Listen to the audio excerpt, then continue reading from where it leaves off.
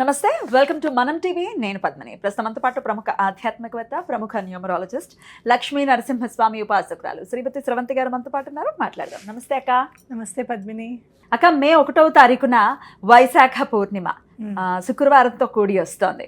Manifestations కి అటు పౌర్ణిమ, అమావాస్య చాలా పవర్ఫుల్ డేస్ అని మీరు చాలా సార్లు చెప్పడం జరిగింది.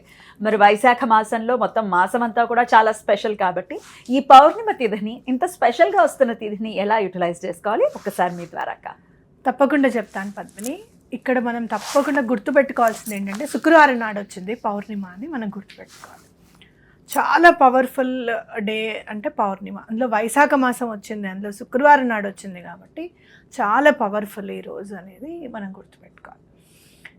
ఈరోజు మనం ఏం చేయాలి అంటే, ప్రధానంగా 2 పూజలు ఇంపార్టెంట్ మనకి. అంటే మానసిక ప్రశాంతత కోసం ఒకటి, మన కోసం కాదు, భగవంతుడికి మనం ఏదన్నా ప్రత్యేకంగా చేయాలి అని అనుకున్నప్పుడు దత్తాత్రేయ స్వామిని ఎటువంటి పరిస్థితుల్లోనూ చక్కగా పౌర్ణమి వెలుగులో ఆయన ఫోటో పెట్టి, చక్కగా దీపాలు పెట్టి, ఆయనకి గురుచరిత్ర పారాయణం చేసుకోవడం, ఏదైనా మీరు ఇలా దండం పెట్టుకొని చరిత్రని ఇట్లా ఓపెన్ చేయంగానే ఏదైతే మీకు అధ్యాయం వచ్చిందో ఆ అధ్యాయం మీకోసమే స్వామి చెప్తున్నట్టుగా మీరు చదువుకుని దాంట్లో ఏదైనా స్వామికి సమర్పించేవి ఏమన్నా ఉంటే కనుక సమర్పించుకోవడం, లేదా శ్రీపాద శ్రీవల్లభుల చరితామృతం పట్టుకొని చూసుకోవడం అనేది ఇంపార్టెంట్. అలా సరే, మనం ఆ దత్తాత్రేయ స్వామిది కాకుండా మళ్ళీ ఇంకా ఏమైనా ఇంకా చెయ్యాలి అని అనుకుంటే కనుక లలిత అమ్మవారిది కూడా పారాయణ చేయడం అనేది శుభప్రదము అని గుర్తుపెట్టుకోవాలి.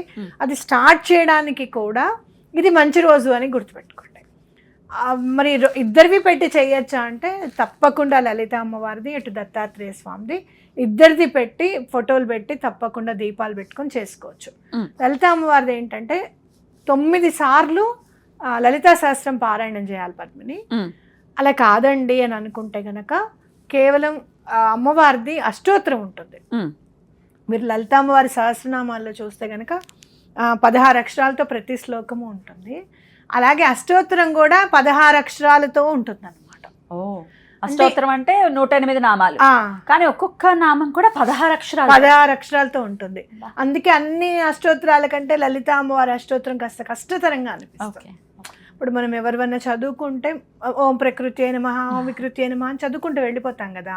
కానీ ఇక్కడ ఏంటంటే 16 అక్షరాలతో కూడిన నామం కాబట్టి అప్పుడు చాలా పెద్దగా ఉంది అని అనిపిస్తుంది, కొంచెం ఎక్కువసేపు కూడా పడుతుంది. ఇక్కడ మనం గుర్తుపెట్టుకోవాల్సింది ఏంటంటే 16 కళలతో అమ్మవారు పరిడవిల్లుతారు పౌర్ణిమ రోజు అని గుర్తుపెట్టుకోవాలి. ప్రకృతి మొత్తం కూడా 16 కళలతో పరిడవిల్లుతారు. అందులో అమ్మవారే లలితా పరిభట్టారికాదేవి నిత్య దేవతగా కూడా మనం పూజిస్తాం పౌర్ణమి నాడు. ఇంకా మీరు చూసుకుంటే కనుక 16 కళలు మనకి ఎలా హెల్ప్ చేస్తాయి చంద్రుడివి అని అంటే కనుక, మనలో మన ఇంట్లో ఉన్న నెగటివ్ ఎనర్జీని బయటకి పారద్రోలుతాయి అని చెప్పాలన్నమాట. అంటే ఏంటి అంటే, వెలుగు అనేది సూర్యుడు లేకపోయినా కూడా చాలా ప్రస్ఫుటంగా మనకి కనపడుతూ ఉంటాయి అన్నీ కూడా, మనం ఏం లైటింగ్ వేసుకోకపోయినా కూడా పౌర్ణమి వెలుగులో. అవునా కదా? ఇంకోటి మేనిఫెస్టేషన్లో చెప్పేది ఏంటంటే మూన్ బాత్ అంటారు అనమాట. మూన్ బాత్ అంటారు. అంటే చంద్రోదయం అయిపోయిన వెంటనే మనం ఏం చేయాలి అని అంటే, స్నానం చేసేటప్పుడు కొంచెం జాస్మిన్ ఆయిల్, అంటే కొంచెం సువాసన వచ్చేవి యాడ్ చేసుకొని, అలాగే సాల్ట్ కూడా, సీ సాల్ట్ వేసుకొని, రాళ్ళుప్పు వేసుకొని మనం స్నానం చేయాలన్నమాట. దాన్ని మూన్ బాత్ అంటారు. ఓకేనా? ఇంకా నేను కొంచెం ఏం చేస్తాను అని అంటే, బయటనే కొంచెం మనం మామూలుగానే అంటే వంటింట్లోనే పెట్టుకుంటాం, కొంచెం జవ్వాది పౌడరు, కొంచెం లవంగాలు దంచి, ఇవన్నీ కూడా ఎలాచి దంచి ఇవన్నీ పౌడర్ చేస్తాను నేను. ఆ పౌడరు నీళ్ళల్లో వేసి స్నానం చేపిస్తాను అనమాట. ఎంత ఎనర్జెటిక్గా ఉంటుంది అని అంటే, కొంచెం జాస్మిన్ ఆయిల్ తెచ్చుకొని ఒక 4-5 డ్రాప్స్ వేసుకుంటే చాలు, చాలా సువాసనగా ఉంటుంది అనమాట. అలా మూన్ బాత్ అని అంటారు. అది చేసేసిన తర్వాత మీరు అమ్మవారి పూజ, అయ్యవారి పూజ చేసుకుంటూ మీరు ఏం చేస్తారు అని అంటే, మనం ఎట్లా పైకి వెళ్తాం కదా పూజ చేసుకోవడానికి. ఒకవేళ చేసుకుంటే సరే, చేసుకోకపోతే దత్తాత్రేయ స్వామిని, లలిత అమ్మవారిని ఒక్కసారి దండం పెట్టుకొని, మీ ఇష్టదైవాన్ని కూడా దండం పెట్టుకొని, అందరికంటే ముందు వినాయకుడికి కూడా దండం పెట్టుకొని ఏం చేస్తారంటే, మూన్ వాటర్ అని చెప్పి ఛార్జ్ చేసుకోండి. ఒక గాజు సీసాలో కానీ, గాజు గ్లాసులు కానీ, ఒక 4-5 గ్లాసుల్లో కానీ పోసేసుకొని కొంచెం మూత పెట్టేసేసి నైట్ అంతా మూన్ వాటర్ని ఛార్జ్ చేయండి. వదిలేయాలి, అయితే వదిలేసేయాలి. పైన terrace. పైనంతా వదిలేసేయాలి. ఆ నెక్స్ట్ డే నుంచి మీరు నెమ్మదిగా మీ ప్రాబ్లమ్స్ ఏవైతే ఉన్నాయో అవి సాల్వ్ అయిపోయాయి అని చెప్పి ఆ మూన్ వాటర్ అందరూ కూడా తాగండి. ఈ పౌర్ణమి నుంచి నెక్స్ట్ పౌర్ణమికి ఎంతో కొంత ఇదివరకు లేని మానసిక ప్రశాంతత మాకు వచ్చిందమ్మా. ఇదివరకు మా పిల్లలు చాలా గట్టిగా మాట్లాడేవాళ్ళమ్మా, అది కాదు కాస్త ప్రేమతో మాట్లాడుతున్నారు. ఇలాంటివన్నీ కూడా మీరు కంపల్సరీగా తేడా చూస్తారు అని చెప్పుకోవచ్చు అనమాట. అద్భుతం అక్క. ఇంకోటి, మన ఇంట్లో కవర్లు, ప్లాస్టిక్ అవి విరిగిపోయినవి, మంచినీళ్ళ బాటిల్ ఉంటే ఏమైనా తయారు చేసుకుంటే దాంట్లో పోసుకోవచ్చు కదా అని అనుకుంటాం మామూలుగా జనరల్గా. ఇప్పుడు నేను షాంపూ అవి ఇంట్లో తయారు చేస్తాను కదా, కుంకుడు వాళ్ళు మామూలుగా స్టీల్వి వాష్రూమ్లోకి తీసుకెళ్ళి మనకి తీసుకురావాలంటే బాధ అనిపిస్తుంది. అరే ఈ బాటిల్ దానికి యూజ్ అవుతుంది కదా అని అట్టే పెడతాం మనం మామూలుగా. అలాంటివి ఏమైనా క్లటర్ ఉంటే కనుక ఏరి అన్నీ తీసుకొని వెళ్ళి బయటపడేసాయండి. ఆ రోజు సాయంత్రం ఉండద్దు, క్లటర్ అనేది ఉండకూడదు. క్లటర్ అంటే ఏంటి అని అంటే, మనము వర్క్ చేసుకునే టేబుల్ ఉంటుంది. ఇప్పుడు అందరు వర్క్ ఫ్రమ్ హోమ్ అని అంటున్నారు కదా, దానిలో ఏంటి షార్ప్ ఎడ్జెస్ ఉన్నవి కూడా ఆ టేబుల్ పైన ఉండకూడదు. నేనైతే పెన్ను కూడా ఉంచాను, పెన్ను కూడా లోపల డ్రాలో వేస్తాను, లేకపోతే పక్కన గుట్లో పెడతాను. బావగారు అంటే వర్క్ చేసుకునేటప్పుడు కానీ దేనికి కానీ పెన్ను అట్టే పెట్టుకోకండి దాని మీద అని చెప్పేదాన్ని అనమాట. ఆయన కంపల్సరీ సిగ్నేచర్ చేసేవారు. ఆ బుక్ పక్కకు పెట్టుకునేవారు, పెన్ను దాంట్లో పెట్టేసి ఏమైనా అత్యవసరం అయితే ఆ పెన్ తీసుకొని వాడేవారు. అంటే షార్ప్ ఆబ్జెక్ట్స్ ఏవి కూడాను ఆ టేబుల్ మీద, మనం వర్క్ చేసుకునే టేబుల్ మీద ఉండకూడదు. పిల్లలవి కూడా స్టేషనరీ ఐటమ్స్ ఏమన్నా ఉంటే అవి ఒక బాక్స్లో పెట్టి కింద పెట్టండి, ఆ పైన ఏవి కూడా ఉంచకూడదు. రైట్. ఇంకా మీరు చెప్పాలి అని అంటే మరి చెత్త పాడేయమని అంటున్నారు కదా అక్క, శుక్రవారం కదా ఆ రోజు పాడేయచ్చా? 4 o'clock పాడేయచ్చు, తప్పులేదు. పౌర్ణమి యాడ్ ఉంది కాబట్టి క్లటర్ ఏదన్నా ఉంటే మీరు బయటకు, అంటే పనికి రాంది బయటకు పంపించేస్తున్నారు మీరు, తప్పే 4 అయితే ఇక్కడ మనం చూసుకోవాల్సిన శుక్రవారం నాడు మనం ఏమేమి పడేయకూడదు అంటే మసిబట్ట, చీపురు ఇవి పడేయకూడదు. అక్కడ కూడా చూడు, మన సనాతన సాంప్రదాయంలో ఉన్న బ్యూటీ ఏంటంటే అప్పటిదాకా మనకు ఉపయోగపడినవి శుక్రవారం నాడు పంపించకూడదు అని. అర్థమైందా నీకు? గ్రాటిట్యూడ్ అనమాట. మంగళవారాలు శుక్రవారాలు పంపించద్దు అని అంటే ఆ రోజు వరకు మనకి హెల్ప్ చేసేవి కాబట్టి వాటిని మనము గౌరవించాలి. ఒక డే పెట్టాము, ఆ రోజు మనం గౌరవించి ఉంచితే గనక మంగళవారం కుజుడికి కూడా ఎవరినైనా హానర్ చేస్తే చాలా ఇష్టం, వీనస్కి కూడా ఎవరినైనా హానర్ చేస్తే చాలా ఇష్టం. అందుకని మంగళవారం శుక్రవారం హానర్ చేసి ఇంట్లో వస్తువులకి కూడా రెస్పెక్ట్ ఇచ్చారు. కాబట్టి ఇక్కడ మనం చూసుకోవాల్సిన శుక్రవారం చీపురు ఎలాగూ పడేయము, అవునా కాదా? పసిబట్టలు అవి పడేయం, బాటిల్స్ అవి చెత్త పడేయమంటున్నాం.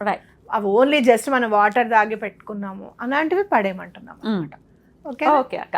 స్విచ్ వర్డ్ కూడా మేనిఫెస్టేషన్స్ లో స్విచ్ వర్డ్స్ అనేవి చాలా రోల్ ని ప్లే చేస్తూ ఉంటాయి కదా, మరి ఆ రోజు ప్రత్యేకంగా చేసుకునే స్విచ్ వర్డ్ ఏదైనా చెప్తారా? తప్పకుండా చెప్తాను. నువ్వు స్విచ్ వర్డ్ అని ఇందాక అన్నప్పుడు మనం కూర్మ జయంతి గురించి మాట్లాడుకున్నాం. కూర్మ జయంతి కూడా ఈ రోజు కదా, కూర్మ జయంతి కాబట్టి తప్పకుండా అమ్మవారిది లలితా సహస్రం ఒక్కసారైనా చదువుకోండి.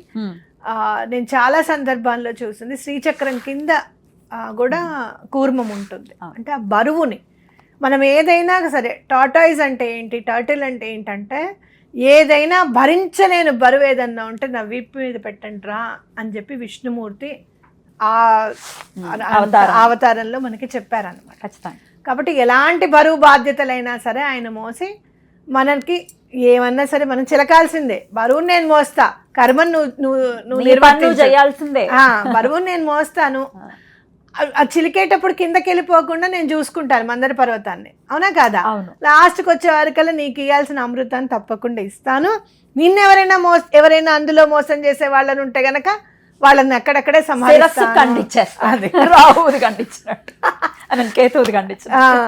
కాబట్టి అలా మనం గుర్తుపెట్టుకోవాల్సిన అవసరం ఉందన్నమాట. అంటే విష్ణుమూర్తి ఎంతటి బలాన్ని చేకూరుస్తాడు అనేది గుర్తుపెట్టుకోవాలి. కాబట్టి ఆ రోజు మీరు టర్టిల్ మ్యాజిక్ ని మన జీవితాల్లోకి తీసుకురావాలి. ఈ స్విచ్ వర్డ్స్ వచ్చే వరకు చాలా బాగా పనిచేసేది ఎందుకో నాకైతే తెలియదు, కానీ ఇటాలియన్ లాంగ్వేజ్ స్విచ్ వర్డ్స్ లో చాలా శబ్ద తరంగాలు చాలా పవర్ఫుల్ గా ఉన్నాయి అని చెప్పి మనం చెప్పుకోవచ్చు. చాలా ఇటాలియన్ స్విచ్ వర్డ్స్ చాలా చెప్పుకున్నాం మనం.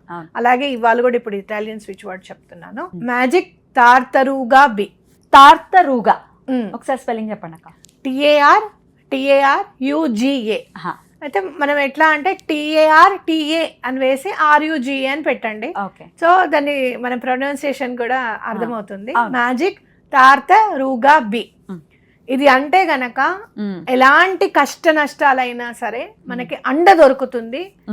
మన జీవితాల్లోంచి ఆ కష్టము అనేది వెళ్ళిపోతుంది, నష్టం అనేది లాభంగా మారుతుంది. ఇది నమ్మి చేస్తే మాత్రం చాలా బాగా పనిచేస్తుంది అని చెప్పుకోవచ్చు. అద్భుతం అక్క. ఎన్నిసార్లు చేయమంటారు ఈ స్విచ్ వర్డ్? 1 or 8 times చేయండి.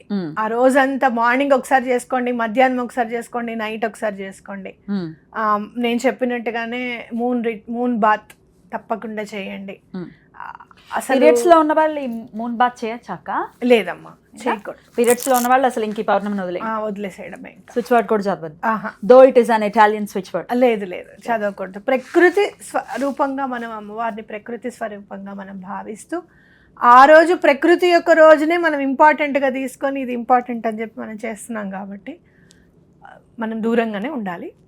తర్వాత మీకు 5 days 6 days కంప్లీట్ అయిన తర్వాత ఒక్కసారి అమ్మవారిని మళ్ళీ, అమ్మ మొన్న నేను ఇలా చేయలేకపోయాను, చంద్రుడే ఆ శిరస్సును ధరించిన ఆవిడికి తిథులతో సంబంధం లేదనేది కూడా మనం ఆ రోజు అనుకోవాలి, అంతే కదా.